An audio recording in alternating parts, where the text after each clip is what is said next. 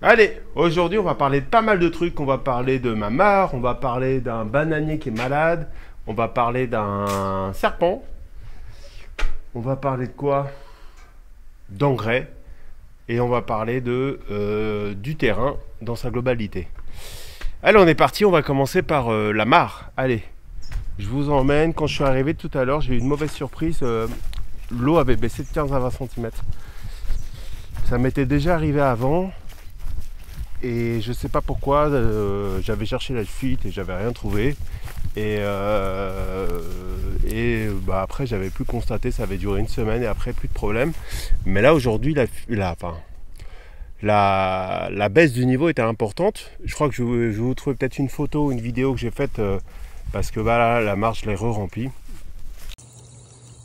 Bon bah là il y a un trou là. Je sais pas ce qui s'est passé mais il y a un trou. Et du coup, bah, cette mare, j'ai cherché la fuite, j'ai rien trouvé. Je vais vous la montrer tout de suite. Allez, voilà la mare. Donc là, le niveau, je l'ai remonté parce que j'arrivais pas à trouver la fuite. Il baisse pas trop d'ailleurs. On voit par rapport au trop-plein qui est ici, là.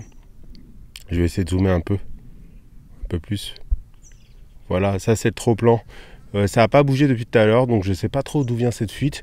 J'ai fait 3 fois le tour de la mare à l'extérieur. J'ai soulevé la bâche quand je pouvais, j'ai rien trouvé. J'ai aussi fait le tour de la bâche à l'intérieur, enfin la tour de la mare à l'intérieur, donc je suis rentré dans l'eau. J'ai rien vu de particulier. J'ai pas trouvé. En fait, les trous, en théorie, ça devrait facilement se voir parce que j'en ai un là et ça se voit tout de suite. Là, regardez. En fait, ça fait comme un machin bleu quand elle est amochée. Donc là, j'en ai. Bon, c'est au-dessus du niveau de l'eau, il n'y a pas de problème. Mais voilà. Alors bon, je sais pas ce que c'est. Je vais finir par trouver. Et ce que je me suis dit, c'est que je prendrai un morceau de bâche qui doit me rester dans ma petite maisonnette et je la collerai avec de la super glue par-dessus pour voir si ça limite cette fuite-là. Mais du coup, dans tous les cas, bah, ça m'a permis de sortir. Là, j'avais un nénuphar je sais pas, qui était sorti de là-bas. Je sais pas ce qui s'était passé, mais qui était venu s'accrocher ici, qui était voilà, dans 20 cm d'eau. Bah, j'en ai profité pour l'enlever parce que le niveau était assez bas. Et je l'ai mis dans un pot là, comme ça permettra de l'enlever pour mettre sur un autre bassin que je vais faire bientôt. Il y avait du jonc de mer là-bas, là, qui était, bah là, il est en train de se reproduire comme jamais. Je l'ai enlevé, je l'ai mis dans un autre pot à l'opposé là, pour me faire un autre coin. Donc voilà.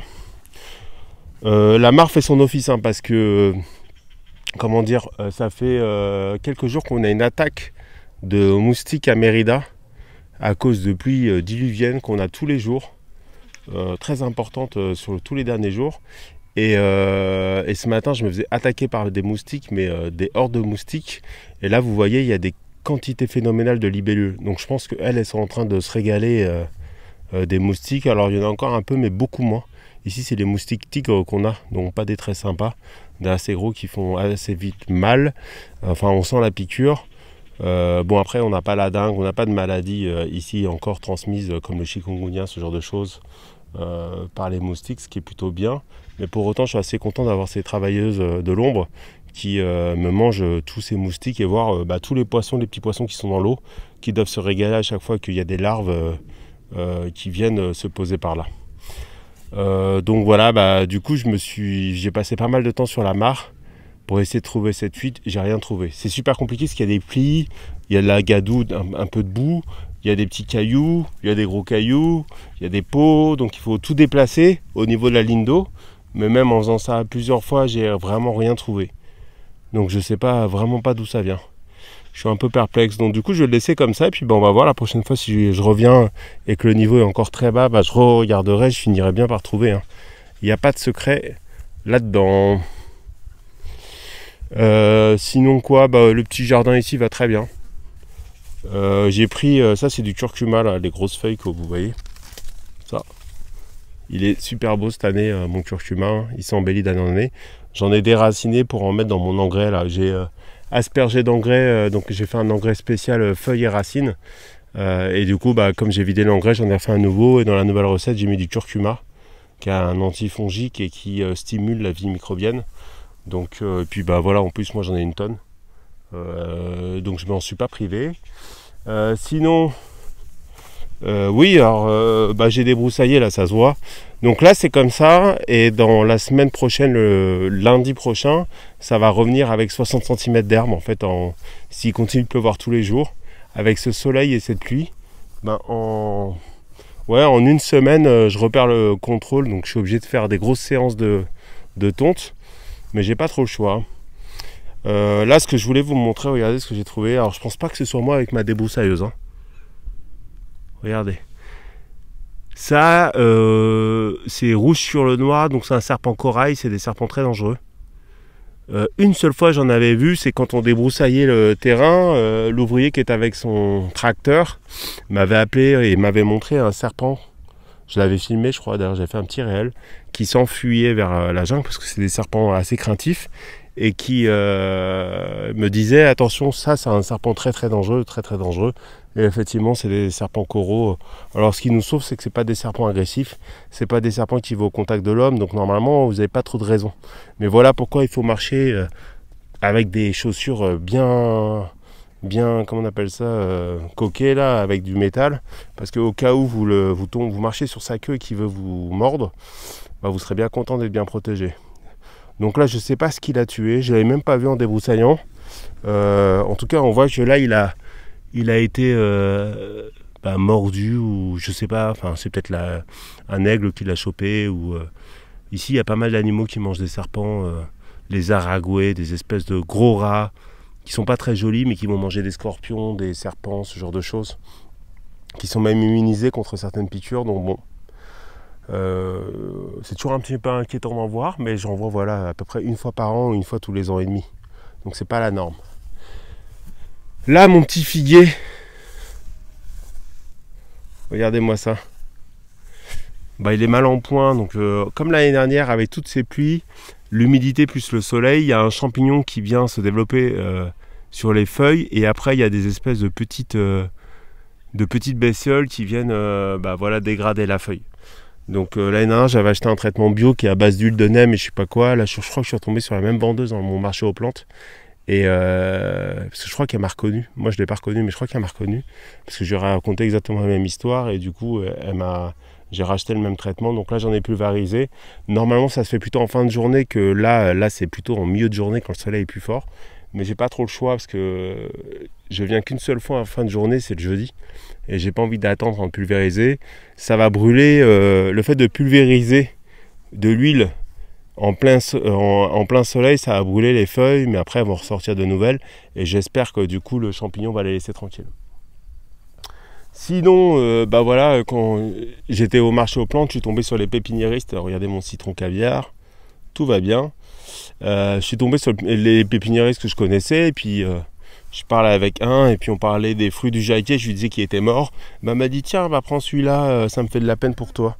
Donc elle m'en a donné un.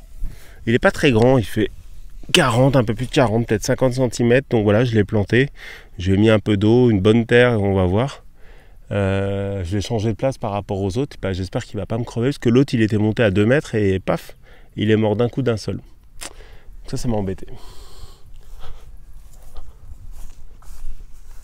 Regardez, hop.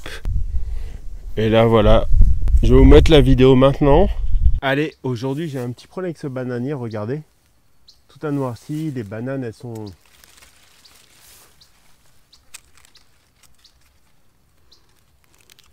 elles sont presque prêtes, hein. Mais elles ont une sale tête en fait. Elles manquent de maturité, mais le bananier est mort. Et donc probablement manque d'eau. Moi j'y crois moyen avec les pluies qu'on a eues, mais plutôt manque de nutriments.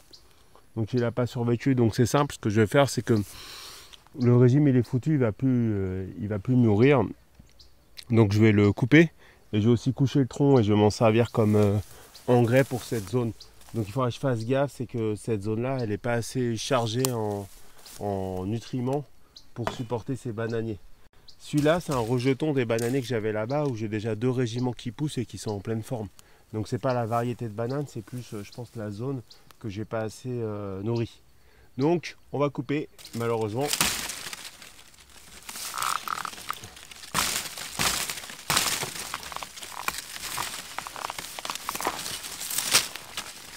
Voilà. Je pensais que c'était un champignon, mais en fait, pas du tout. Hein. C'est vraiment du pourrissement classique. Donc on va mettre ça au sol. Et vous savez, un bananier, ça donne une feuille, après ça meurt. Mais il y a des rejetons qui poussent systématiquement entre 2 et 3 rejetons pour chaque bananier. Donc une fois qu'il a donné son régime de banane, il faut le coucher. Et ça, c'est rempli de nutriments pour la suite. Donc allons-y.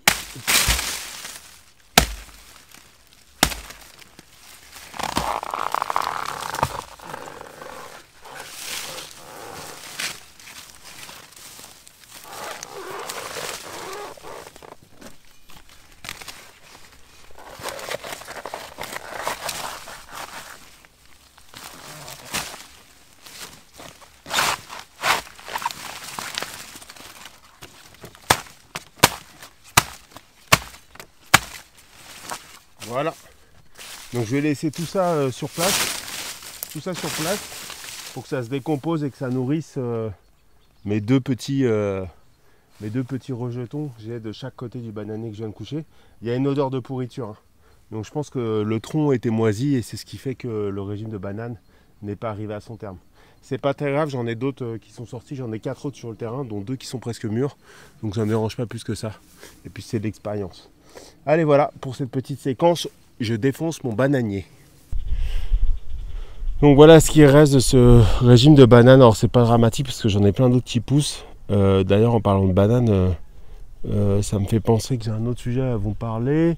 Je pense qu'il a été fortement carencé. Et donc bon, il faudra que je sois vigilant pour les prochains régimes de bananes qui vont pousser ici, pour que ceux-là soient plus mieux nourris avec un peu plus de paillage et tout ça. Mais rien que le fait d'avoir mis ça là, donc il faudrait peut-être un peu d'ailleurs les écraser pour aider à leur décomposition. Alors, rien que le fait d'avoir mis ça, ça devrait aider pour la prochaine tournée. Voilà, autre sujet des bananes, je vous disais, moi j'ai plusieurs sources pour me trouver des arbres, notamment parce qu'ici c'est difficile de trouver des arbres qui sont non classiques. C'est-à-dire que les pépiniéristes vont faire les très grands classiques, les variétés très locales. Et moi, ce qui m'intéresse, c'est aussi de faire pousser des trucs qui pourraient pousser sur un climat tropical ou sous-tropical, mais moins commun.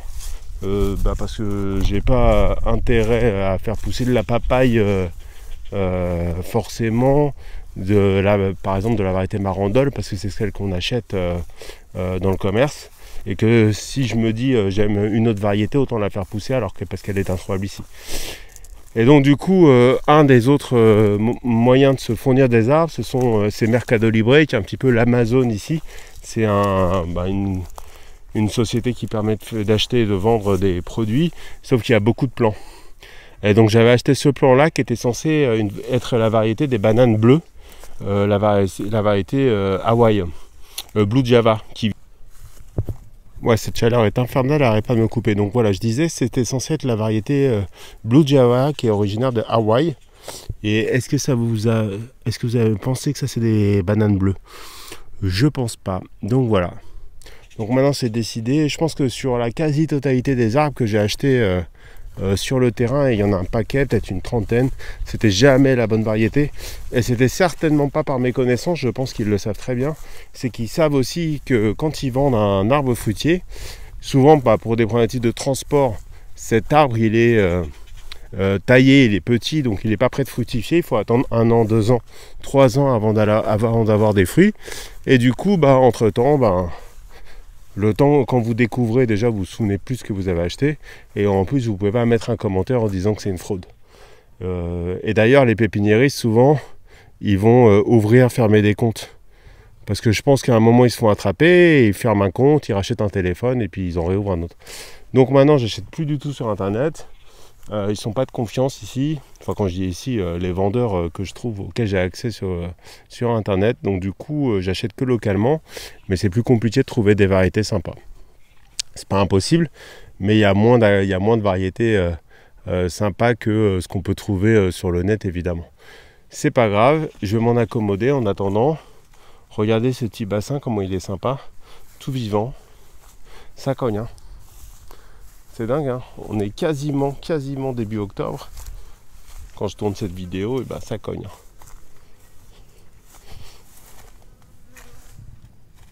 Donc il y a plein de vie, hein. Il y a des poissons, il y a énormément de têtards. D'ailleurs, il y a une grenouille qui m'a sauté, enfin une grenouille, une toute petite grenouille qui m'a sauté sur la main. Je vais vous mettre une vidéo.